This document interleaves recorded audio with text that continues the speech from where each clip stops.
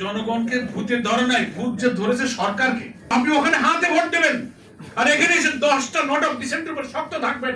আপনি 5টা সাংবিধানিক সংস্কার মানবেন না, আপনি এই সমস্ত আইন মানবেন না। জনগণকে আপনি এটা গোপন রেখে বলতেছেন আমি অক্ষরে অক্ষরে মানব। তাহলে ভূত কার ঘাড়ে? ভূত সরকারের ঘাড়ে। সকল রাজনৈতিক দলের কাছে পাঠানো হয়েছিল যে আপনার ব্যাপারে মত দেন, আমরা একমত হতে চাই। বাংলাদেশের কিছুটা constitutional reform, political reform, administrative রিফর্মের ব্যাপারে ওনারা দিলেন। 6টা কমিশনের ব্যাপারে সব পলিটিক্যাল পার্টিদের মতামত সরকারের কাছে দিলেন। সেটাকে মিলানোর জন্য 33টি রাজনৈতিক দল প্রায় 9 মাস 72টি বৈঠক করেছে। ও সব বৈঠকে বিএনপি কিন্তু ছিল। সেখানে আলোচনা করে 84টি সংস্কারের ব্যাপারে সবাই আমরা একমত হলাম। তার মধ্যে 47টি ছিল সাংবিধানিক সংস্কার। তারপরেই না 17 অক্টোবরে দক্ষিণ প্লাজায় সংসদে একটা বিরাট সমাবেশের মাধ্যমে সেই সময়কার অন্তর্বর্তীকালীন সরকার প্রধানের উপস্থিতিতে আমরা সবাই ঐক্যমত্য কমিশনে যারা ছিলাম আমরা এই সংস্কারের স্বাক্ষর করি। আমি কিন্তু ব্যাখ্যা দিচ্ছি, জনগণকে ভূতে ধরে নাই, ভূত যে ধরেছে সরকারকে, এটা বোঝানোর জন্য আমি একটু পেছনে গেলাম যাতে আমরা এবং আপনারা স্মরণ করতে পারি। সব জায়গায় আপনি থাকলেন এবং আপনি এখন যে কথা বলছেন আপনার কথা তার ঠিক না, এই কারণে আপনি বলছেন যে সব মানব।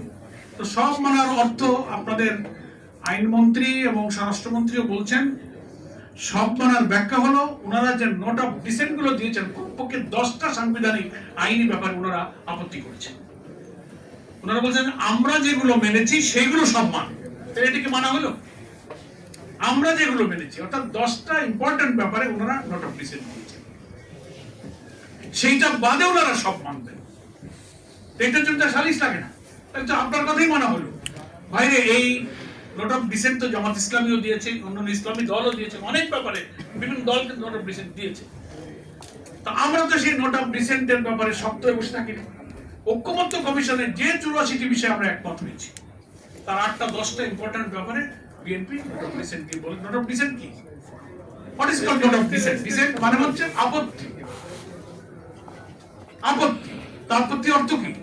33টা রাজনৈতিক দলের অধিকাংশ একমত হয়ে গেলে একটা দুইটা দল যদি তার সাথে ভিন্ন মত পোষণ করে সেটা একটা নোট অফ ডিসেন্ট, অর্থাৎ দ্যাট ওয়াজ রেকর্ডেড। এটা রেকর্ড থাকবে যে আপনি এটার ব্যাপারে ভিন্ন মত দিয়েছেন, এটা একটা রেকর্ড হওয়ার ব্যাপার। তার অর্থ এই না যে আপনি সকলের অধিকাংশের সিদ্ধান্ত মানবেন না। নোট অফ ডিসেন্টের অর্থ তা না। পাবলিক সার্ভিস কমিশন যেটা সরকারি চাকরি বাকরি ক্যাডার সার্ভিসে যায়, পিএসসি যেটাকে বলে, সেই পিএসসির চেয়ারম্যান নিয়োগের যে পদ্ধতি, সেই কমিশন গঠনের পদ্ধতির ব্যাপারে কমিশনে যা বলেছে আমরা যাতে রাজি হয়েছি ওনারা তাতে নোট অফ ডিসেন্ট দিয়েছে। তারপর অডিটর জেনারেল, কন্ট্রোলার জেনারেল, দুর্নীতি দমন কমিশনের চেয়ারম্যান যেটাকে অ্যান্টি কারাপশন কমিশন বলা হয়, এই 5টা সাংবিধানিক পদ, কনস্টিটিউশনাল পোস্ট, যেটা কর্তৃত্ববাদী শেখ হাসিনা সরকারের সময় ছিল। প্রধানমন্ত্রী যা ইচ্ছা করবেন রাষ্ট্রপতিকে সেই পরামর্শ দেবেন, উনি প্রজ্ঞাপন জারি করে এই 5টা সাংবিধানিক পদে প্রধান বিচারপতি, সুপ্রিম কোর্টের বিচারক, পিএসসি, অডিটর জেনারেল এবং অ্যান্টি কারাপশন কমিশনের এই চেয়ারম্যান নিয়োগ হতো প্রধানমন্ত্রীর ইচ্ছায় হতো। এখানে সব ঐক্যমত্য কমিশন হচ্ছে না, এটা হতে পারবে না। এখানে সরকারি দল, বিরোধী দলের প্রতিনিধি থাকবে, জুডিশিয়ারি এবং অন্যান্য কর্মকর্তা মিলে ত্রিপক্ষীয় একটা অ্যাপয়েন্টিং অথরিটি হবে, তারা এখানে বেছে বেছে সার্চ কমিটি করে নিয়োগ দেবে। ওনারা এখানে নোট অফ ডিসেন্ট দিয়েছেন। তার অর্থ হলো কর্তৃত্ববাদী শাসক যখন অত্যাচারী হয়, দুর্নীতিবাজ হয়, দলীয়করণ করে, যে রাষ্ট্রীয় কাঠামোটা থাকলে ওনারা সেটি এখন রাখতে চাচ্ছেন। বাকিটা দেখছেন আপনি। আমি আরেকটা জবাব চেয়েছি, মাননীয় যারা এটার পক্ষে বলেন জবাব দেন। আপনারা তো হা ভোটে ভোট দিয়েছেন, 12 তারিখের ভোটে টেলিভিশনে দেখেছি প্রধানমন্ত্রী ভোট কেন্দ্রে যাচ্ছেন, আইনমন্ত্রী যাচ্ছেন, সবাই তো ভোট দিয়েছেন। উনি আবু সাইদ মুগ্ধর কবর জিয়ারত করতে গিয়ে বললেন হ্যাঁ জনগণকে হা ভোটে ভোট দিতে বলেন। তাহলে আমরা ধরে নিচ্ছি স্বাভাবিকভাবে যে ওনারা সবাই হা ভোটে ভোট দিয়েছেন। তাহলে হা ভোটে ভোট দেওয়ার অর্থ কি? এই গেজেটের মধ্যে হা ভোটের যে 4টি প্রশ্ন ব্যালট এখানে আছে, সেই 4টি প্রশ্নে এই 84 সংস্কারের ব্যাপারে বলা আছে, সেখানে নোট অফ ডিসেন্ট নেই। নোট অফ ডিসেন্ট বাদে ব্যালট তৈরি হয়েছে। তাহলে 5 কোটি মানুষ ভোট দিয়েছে যে ব্যালটে, সেখানে নোট অফ ডিসেন্ট গুলো বিএনপির কাছে ছিল, কাগজে লেখা আছে, কিন্তু গণভোটের ব্যালটে কোনো নোট অফ ডিসেন্ট ছিল না। পড়েন আপনি, তাহলে নোট অফ ডিসেন্ট ছাড়াই গণভোটের ব্যালটে বাংলাদেশের প্রধানমন্ত্রী ভোট দিয়েছেন, আইনমন্ত্রী ভোট দিয়েছেন, স্বরাষ্ট্রমন্ত্রী ভোট দিয়েছেন। তাহলে হা ভোটে ভোট দেওয়ার অর্থ হলো আপনি 84 সংস্কার মেনে নিয়েছেন। হা ভোটে ভোট দেওয়ার অর্থ হলো 47 সংস্কার মেনে নিয়েছেন। সেটা আপনি জনগণকে বলছেন না। আমি বলেছি যে যদি আপনি তার না ভোটে ভোট দিয়ে থাকেন তাহলে পার্লামেন্টে এসে বলুন যে না গণভোটে আমি হা ভোটে ভোট দেইনি, আমি নাতে ভোট দিয়েছি, বলুন। তাহলে আমরা এই কথা বলবো না যে আপনি বিচারিতা করেননি, আপনি প্রতারণা করেন, তা আমরা বলবো। কিন্তু আপনি ওখানে হাতে ভোট দেবেন, আর এখানে এসে 10টা নোট অফ ডিসেন্টের উপর শক্ত থাকবেন। আপনি 5টা সাংবিধানিক সংস্কার মানবেন না, আপনি এই সমস্ত আইন মানবেন না। জনগণকে আপনি এটা গোপন রেখে বলতেছেন আমি অক্ষরে অক্ষরে মানব। তাহলে ভূত কার ঘাড়ে? ভূত সরকারের ঘাড়ে। ফলে অহেতুক বিরোধী দলের উপর ভূত চাপিয়ে দিয়েছে, এই কথাটা বলাটা অনুচিত হচ্ছে। সারা দেশে বিএনপি পার্লামেন্টে যত ভোট পেয়েছে টোটাল করলে প্রায় 3 কোটি ভোট হবে ওনাদের টোটাল। আর গণভোটে কত ভোট হয়েছে? 5 কোটি। তাহলে 5 কোটির আর 3 কোটি, 3 কোটির কাছে কি 5 কোটি পরাজিত হবে? আপনি যদি বলেন যে না আমরা জনগণ ম্যান্ডেট পেয়েছি, আমরা জনগণ রিপ্রেজেন্ট করছি, ঠিক আছে, যদি ধরেই নেই, যদিও এটা জনগণের সভরেন পাওয়ার না, পার্লামেন্টকে সবাই সভরেন বলে না, সমস্ত আইন বিশ্লেষক, আদালত সবাই বলছে জনগণ হচ্ছে sovereign, will of the people is sovereign, জনগণের অভিপ্রায় হচ্ছে সবচেয়ে সর্বোচ্চ আইন। পৃথিবীর নানান পশ্চিমা দেশ, ব্রিটেন গণতন্ত্রের দেশ বলে পরিচিত, সব জায়গায় আপনি নোট অফ ডিসেন্টের ব্যাখ্যা নেবেন। তাদের কথা হচ্ছে একটা মিটিংয়ে, একটা ফোরাম, একটা অথরিটি যদি 10 জন বসে, তো একটা লোক যদি ভিন্ন মত পোষণ করে তার ভিন্ন মতটা ওখানে রেকর্ড করে রাখা, এটাই রেকর্ড হয়ে থাকবে। তার অর্থ না এই যে আপনি ভিন্ন মত করেছেন আর 9 জনের লটকে আপনি 9 জনের মতকে আপনি উপেক্ষা করবেন, এটাকে নোট অফ ডিসেন্ট বলে না। 33টা দল মিটিং করেছে, আপনি একটা জিনিস মানেন, বাস ঠিক আছে, ওটা লিখিত থাকলো, ইতিহাসে যুগ যুগ ধরে স্বর্ণাক করে লেখা থাকবে যে বিএনপি এটা মানে নাই। তার অর্থ বাকি 31-32টা দলকে আপনার কথাই শুনতে হবে।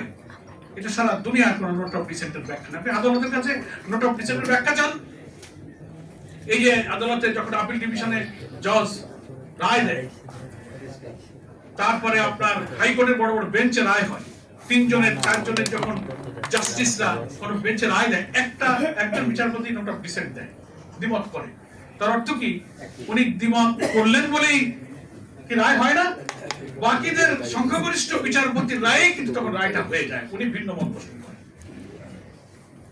এখন ওনারা বলছেন আমরা এটা ভিন্ন মত পোষণ করেছি, এইটা বাদে আমরা সব মানি।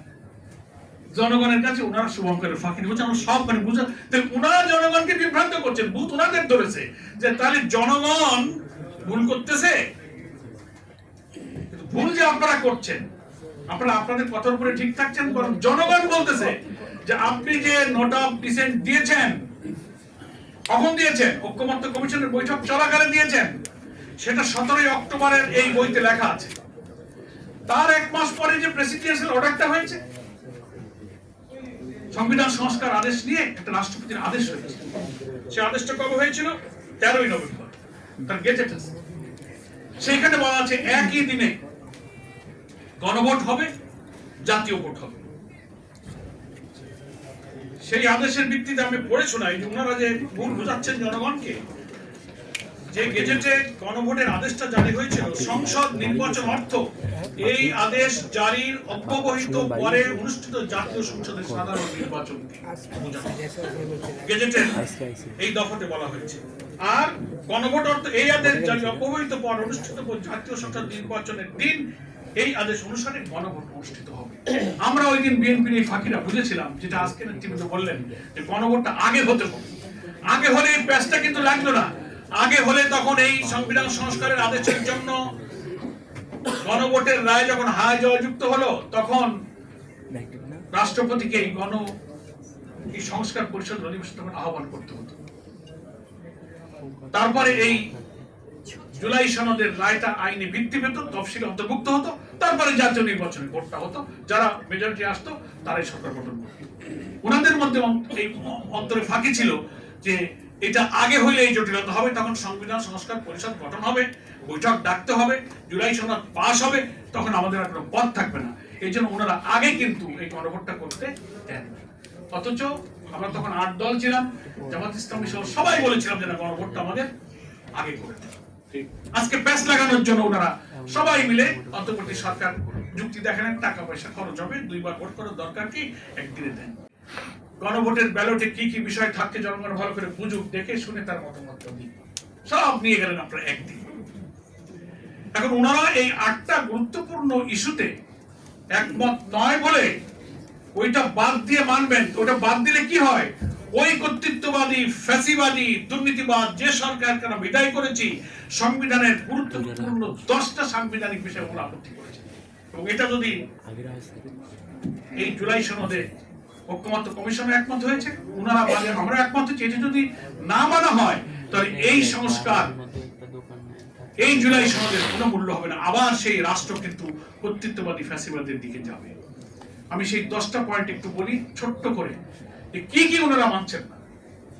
এই জুলাই সনদ যে প্রকাশিত বইটাতে আপনারা পাবেন, আমি শুধু পয়েন্টটা দিই। প্রথমে ওনারা মানতে চাচ্ছেন না, 10টা ইম্পর্টেন্ট পয়েন্ট বলি, নোট অফ রিসেন্ট। একটা হচ্ছে প্রধানমন্ত্রী যদি উনি হন কেউ, তাহলে তিনি দলীয় প্রধান থাকতে পারবেন না। সবাই একমত হয়েছে, ওনারা এটা মানবে। কারণ দলীয় প্রধান না থাকলে দলকে তো নিজের মত মতো গাইড করা যাবে, কর্তৃত্ব। সেকেন্ড, তত্ত্বাবধায়ক সরকারের ব্যাপারে যে ব্যাপারে আমরা একমত হয়েছি, তার একটা সিস্টেমের ব্যাপারে ওনারা আপত্তি করেছে, পদ্ধতির ব্যাপারে একটা সবাই। উচ্চ কক্ষ যেটা আপার হাউসের সবাই বলেছে পিআর পদ্ধতিতে হতে পারে, ওনারা নোট অফ ডিসেন্ট দিয়েছে।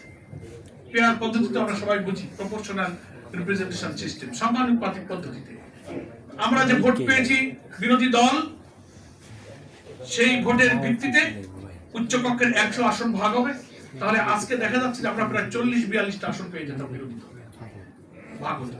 এখন ওনারা বলছেন যে না, এটা প্রাপ্ত আসন সংখ্যার ভিত্তিতে উচ্চকক্ষের আসন বন্টন হবে। তাতে তার অর্ধেক 21-22টার বেশি বিরোধী দল পাবে না। তাহলে ওখানে ওনারা বাকি 80টা পেয়ে যাবেন, ওখানে মেজরিটি হবেন, যা ইচ্ছা তাই করতে পারবেন। এই জন্য ওনারা এই উচ্চকক্ষের পিআর পদ্ধতিতে ওনারা নোট অফ ডিসেন্ট দিয়েছেন। আর্টিকেল 70 গণতন্ত্রের সংবিধানের যে ইম্পর্টেন্ট আর্টিকেল, যে একজন member of parliament floor cross করতে পারবেন না, অর্থ বিল আর আস্থা ভোট। সেখানে ওরা আরো কিছু বাড়তি বিষয় দিয়ে তার মত প্রকাশের অধিকারটাকে আরো নিয়ন্ত্রণের ব্যাপারে এখানে নোট অফ ডিসেন্ট দিয়ে রাখছে। আন্তর্জাতিক চুক্তি বা আইন যদি কোনো সরকার করে, তাহলে এই সংস্কার কমিশনের সিদ্ধান্ত হয়েছে যে সেই চুক্তি এবং আইন কোন দেশের সাথে করা হলো, আমেরিকা, ইউরোপ, ভারত, চীন, রাশিয়া, সেই চুক্তিগুলো আপার হাউস এবং লোয়ার হাউস উভয় পক্ষে সেই চুক্তি বিষয়ে সরকারকে বলতে হবে এবং এখানে ওনারা নোট অফ ডিসেন্ট দিয়েছেন। তার অর্থ কিছু গোপন চুক্তি ওনারা বন্ধুদের সাথে করবেন, দেশটাকে কি করে বিদেশের কাছে বিক্রি করে দেওয়া যায়, যা আগে হয়েছে। এই 5টা হচ্ছে গুরুত্বপূর্ণ আইনি বিষয়। আর 5টা হলো গুরুত্বপূর্ণ সাংবিধানিক পদে, 5টি পদে নিয়োগের ব্যাপারে ঐক্যমত্য কমিশন যে সিদ্ধান্ত এবং আমরা একমত সেখানে নোট অফ ডিসেন্ট দিয়েছে। দেখেন কি কি পদ। একটা হচ্ছে চিফ জাস্টিস, দেশের প্রধান বিচারপতি নিয়োগের যে পদ্ধতির ব্যাপারে সব দল যা বলেছে সেখানে ওনারা একটা ভিন্ন মত পোষণ করেছে। সুপ্রিম কোর্টের জাস্টিস, সুপ্রিম কোর্টের বিচারক নিয়োগ করছেন, তার পদ্ধতিতে ওনারা নোট অফ ডিসেন্ট দিয়েছেন।